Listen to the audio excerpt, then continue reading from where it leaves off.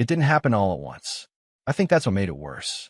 You don't wake up one morning and suddenly realize your wife has declared an intimacy strike. It creeps in slowly. First, it's a not tonight, I'm tired.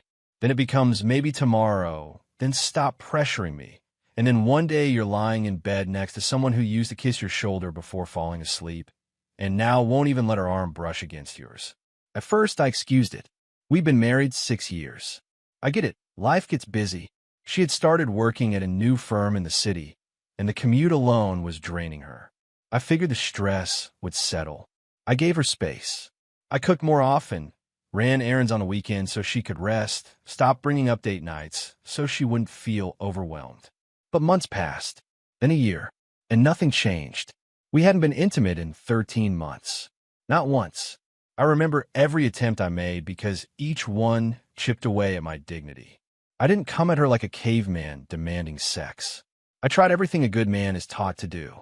I spoke gently. I opened conversations. I asked how she was feeling. I listened. I told her I missed the closeness, missed holding her, that I wasn't just talking about sex. I missed us. She always had a reason.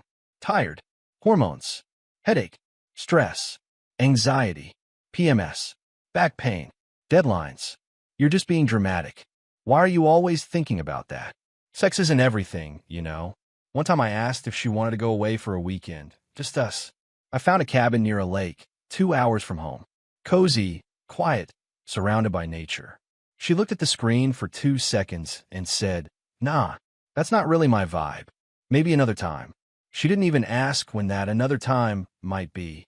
It wasn't just the lack of physical contact. That was only one symptom.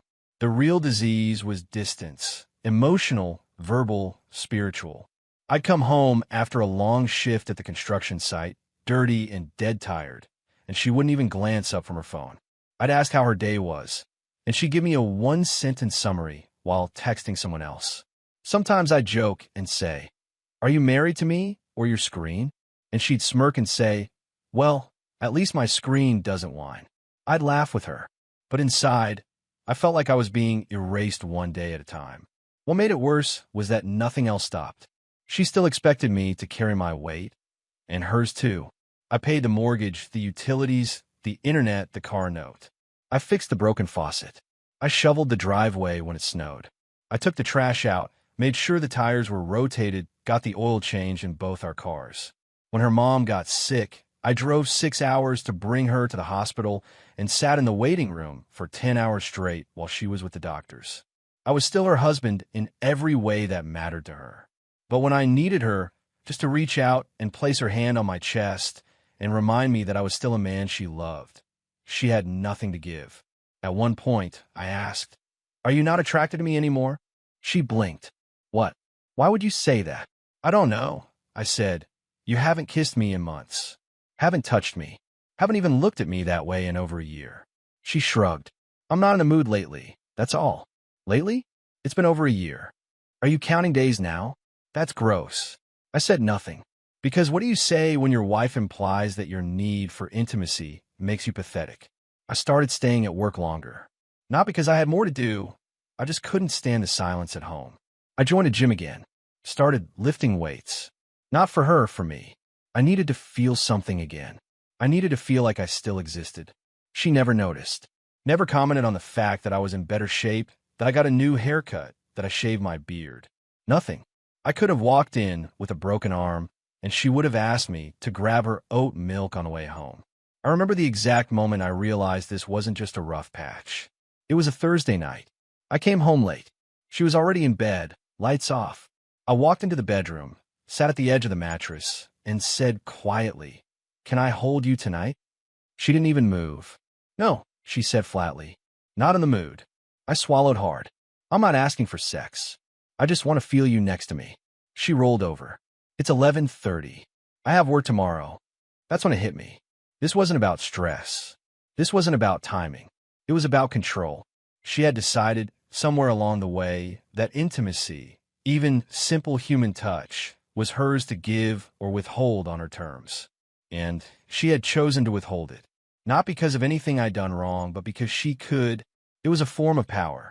A quiet punishment I hadn't earned. And yet, I was still expected to play the part. Provide, protect, serve, smile, obey. At work, I was respected.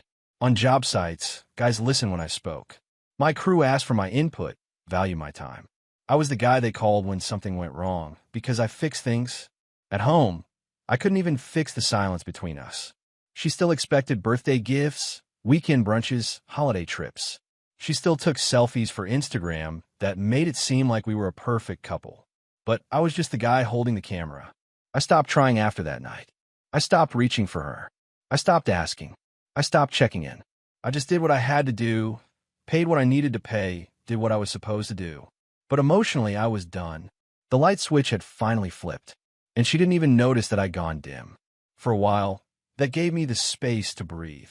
I didn't need to win her back. I didn't want to fight. I just needed clarity and the space to prepare for something I knew would change everything. Because what she never saw coming was that I'd stopped being afraid to walk away. She thought the intimacy strike made her powerful, but she forgot something crucial. The man she was trying to punish had already left her heart long before he ever packed his bags. After that night, the one where she rolled over and refused to let me even hold her, I stopped trying. Not out of spite, not to play games. I just didn't have anything left in me. Something inside me clicked, like a fuse that finally blew after months of quiet pressure. I didn't slam doors or yell or give her some dramatic speech about how I felt unseen. I just stopped giving her the parts of me she didn't value. She kept walking around the house like nothing had changed, like I was still that same guy who'd cook dinner, pay the bills, handle the errands, and still beg for crumbs of affection.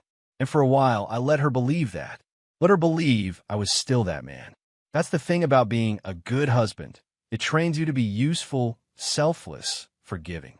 It wires you to endure. But sometimes that endurance turns into silence. And in that silence, you start to see the truth more clearly. I started preparing in ways she couldn't see. The first step was internal. I stopped asking, why is she treating me like this? And started asking, why am I still accepting it? That question burned through every excuse I had made for her. She's tired. She's stressed. It's just a phase. No, it wasn't a phase. It was a choice. A choice she made daily. A choice I had allowed. I started going to the gym again. Not for her. For me. I started waking up an hour earlier, hitting the weights, eating cleaner. The physical change didn't take long. My shoulders filled out. My face leaned up. But the real change wasn't physical. It was mental. When you feel strong again, you remember what self-respect feels like. And when that feeling comes back, you start wondering why you ever let someone strip it from you. She noticed the changes in my body. Of course she did. One night, after I got out of the shower, she passed by me and said, "You've been working out again, huh?" I nodded. "Yeah. Looks good," she said, and then kept walking. No attempt to reconnect. No warmth. Just a passing compliment, like she was observing a stranger. After that, I started paying attention to more than just my health. I quietly went through our joint bank accounts, mapped out where the money was going. I realized I was covering almost everything: rent, food, utilities, insurance, while she was using her income almost entirely on herself. Nails, hair appointments, new clothes, online orders. And yet somehow, I was the one being treated like a burden. So I made some adjustments. I opened a separate checking account under my name only. Moved part of my direct deposit into it. Nothing drastic, just enough to start building a cushion. I also met with a lawyer, not to start a divorce process yet, but just to get educated. What are my rights? What would a clean separation look like? What would I need to prepare financially and legally? The lawyer was professional and honest. She didn't push me toward any decisions, just laid out the facts. That alone gave me more peace than I'd felt in months. Back home, I played it cool, polite, respectful, not distant but no longer chasing. She noticed. One evening, she asked, "You've been real quiet lately. Something wrong?" I shrugged, just thinking a lot, working through stuff. "Work stuff?" she asked. I looked her straight in the eye. "Life stuff." She didn't ask more. She just nodded and went back to texting. That moment told me everything. She was aware something had shifted, but not enough to care. And that's when I realized she thought I was too weak to ever do anything about it. She thought I would endure forever. Around that same time, I started noticing things I hadn't before, or maybe I had, but refused to admit. She would get dressed up to go out with friends, but never did the same for me. She'd talk and laugh on the phone with her coworkers for hours, but barely gave me 10 minutes of conversation. One night, she got a message while we were watching TV. She read it, smiled, and locked her phone. I asked what it was. She said, "Nothing important." I didn't push. But later that night, when she left her phone on the kitchen counter, I saw the notification pop up again. Still doing the whole no intimacy thing with him? LOL savage.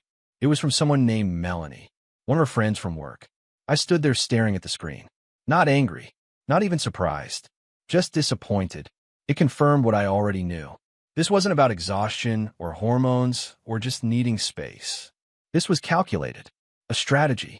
She was using withdrawal, physical and emotional, as a form of power, a way to test how much she could take from me without giving anything back. That's when the anger set in. Not the yelling kind, the cold kind, the kind that doesn't explode, it sharpens, the kind that drives a man to reclaim his life. I started buying things for myself again. I grabbed new clothes, tools from my garage, take myself out to lunch after the gym. I stopped offering to pay for her random expenses. When she asked me to grab something for her while I was out, like her skin cream or one of those overpriced teas she liked, I just say, "Didn't have time, sorry." She started to get irritated. "You've been acting different." "Just taking care of myself more," I told her. Felt like it was time. Then came the moment that shifted the balance completely. She came home late one night, visibly tipsy. She leaned against the kitchen counter, smirking. "You've been playing hard to get lately," she said. I was washing a dish and didn't look up. She walked closer. "What? No more sweet husband act. No back rubs, no candlelit dinners." Still, I didn't say anything. She smiled wider. "I see what you're doing. Trying to make me want it again. Trying to flip the game." I finally looked at her. Not with anger. Not even with judgment. Just stillness. "I'm not playing a game," I said. "I just stopped trying to convince someone to care about me." She blinked. For a moment, the air between us went dead quiet. Then she laughed. But it wasn't confident. It was nervous. "Okay, chill. I was just kidding." I dried my hands and left the room. That night, I slept like a rock. First time in ages. Because at that point, I wasn't trying to get her back anymore. I wasn't trying to prove anything. I was preparing for freedom. Quietly. Carefully. No chaos. Just calm. And the more I pulled back, the more she noticed. Noticed that I wasn't her doormat anymore. That I wasn't looking at her the same. That I had changed. And not because I wanted to punish her, but because I finally respected myself enough to stop begging for love that was never returned. She had mistaken my silence for weakness. She had no idea it was the sound of a man getting stronger. I don't know exactly when she started feeling the shift. Maybe it was when I stopped responding to her passive-aggressive comments. Maybe it was when I stopped asking for affection. Or maybe it was just the fact that I had grown quiet.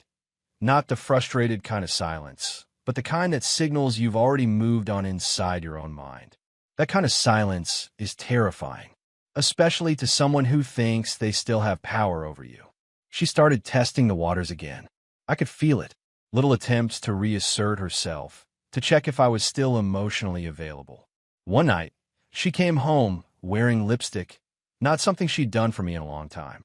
She walked in like she was expecting a compliment.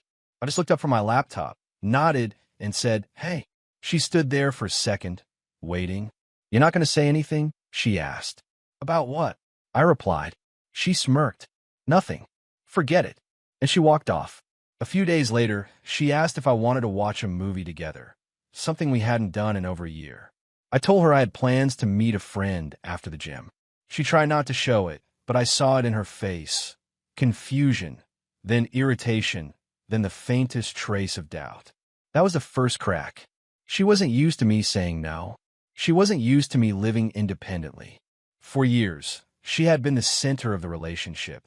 Even in her coldness, she was still the one who set the temperature. But I had stopped letting her control the thermostat. And then came the night that broke everything. It was a Friday. I came home around 7:30, showered, and made myself dinner. She was already home, sitting on the couch with a glass of wine, scrolling on her phone. I had barely spoken a word to her all week. I was calm, collected, moving on silently. But that night, she was different. She kept watching me as I walked around the kitchen. Then she followed me into the living room, stood there for a moment, and said, "So, you're just going to keep ignoring me?" I looked at her. "I'm not ignoring you." She crossed her arms. "You barely talk to me anymore. I talk when there's something to talk about." She scoffed. "Wow, so that's where we are now." I took a sip of my drink and didn't respond. She sat down, sighed dramatically, and said, "I get the feeling you're trying to punish me." That made me laugh. Not in a mocking way, just in disbelief. "I'm not punishing you," I said. "I'm just done playing a role in a marriage where I'm not treated like a husband." She rolled her eyes. "Here we go." "No," I interrupted calmly. "You don't get to deflect this. Not this time." She opened her mouth like she was going to say something, but I kept going. "For over a year, you withheld affection from me. Not just physically, emotionally. You made me feel like I was some burden to you. Like I was just some guy who lived here and paid the bills." "I was stressed," she shot back. "You think life was easy for me?" "I never said it was," I replied. "But stress doesn't excuse neglect. You didn't want to talk. You didn't want to touch. You didn't want to connect. And I tried. God knows I tried." She looked away. "I begged for scraps of attention," I continued. "And while I was doing that, you were telling your friends you were proud of how you were withholding intimacy from me. You called it savage. You turned our marriage into a weapon." Her head snapped back toward me. "You read my messages?" "No," I said. "I saw the notification on your phone. I didn't snoop. It popped up in plain sight, and I didn't need to read more. That one message told me everything I needed to know." Silence filled the room. She looked small all of a sudden, like the weight of what I'd said finally landed. "I thought you didn't care," she said, almost in a whisper. "No, you hoped I wouldn't stop caring," I corrected. "Because as long as I kept caring, I'd stay in place. I keep doing everything, keep begging, keep trying. But that version of me, he's gone." She leaned forward now, a shift in her posture, one I hadn't seen in a long time. Vulnerability. "So what now?" she asked. "You just gonna leave?" "Already have," I said. "Emotionally. Physically, I'll be out by next week." Her eyes widened. "What?" "I've been preparing. I got a place. Quiet. Close to work. I've already spoken with a lawyer." She stood up now. "You can't just decide that on your own." "I didn't," I said. "You did. Every time you chose to ignore me. Every time you refused to talk, refused to even acknowledge how distant you were, you made this choice." She shook her head. "You didn't even try to fix it. That one hurt because it was a lie. But I didn't yell. I didn't defend myself. I just looked at her and said, I tried for 2 years. You ignored me for 2 years. I gave you 1,000 chances. You gave me silence." She sat back down slowly, like her knees couldn't hold her weight anymore. "I didn't think you'd actually leave," she whispered. And there it was. She never thought I'd walk away. She thought I'd endure forever. I'd stay out of duty, out of love, out of habit. But people forget, even the most loyal man has a breaking point. And when he reaches it, he doesn't scream. He doesn't throw things. He just stops showing up. That's the most terrifying thing a man can do. Quietly walk away from someone who thought he never would. She tried to talk that weekend. Tried to be affectionate. Put her hand on my arm. Cooked breakfast like she used when we first got married. But it was too late. I didn't need her warmth anymore. I had found peace without her. When I left that house the following week, I didn't leave in anger. I didn't slam the door. I didn't say anything dramatic. I just walked out with my boxes, my clothes, and my self-respect. I heard later from a mutual friend that she's been trying to change, that she's going to therapy, that she's realized how much she took for granted. Maybe that's true. Maybe not. But it's no longer my problem. Because once I stopped fighting for her love, I started fighting for myself. And I won. Not by getting revenge. Not by moving on with someone else. But by refusing to live one more day as a man begging to be seen in his own marriage. Now I live quietly, peacefully. I make my own coffee. I sleep in a bed where I no longer feel rejected. I answer to no one. And that silence, the same silence that used to suffocate me, now feels like freedom. And she's finally feeling what it's like to be ignored for real this time.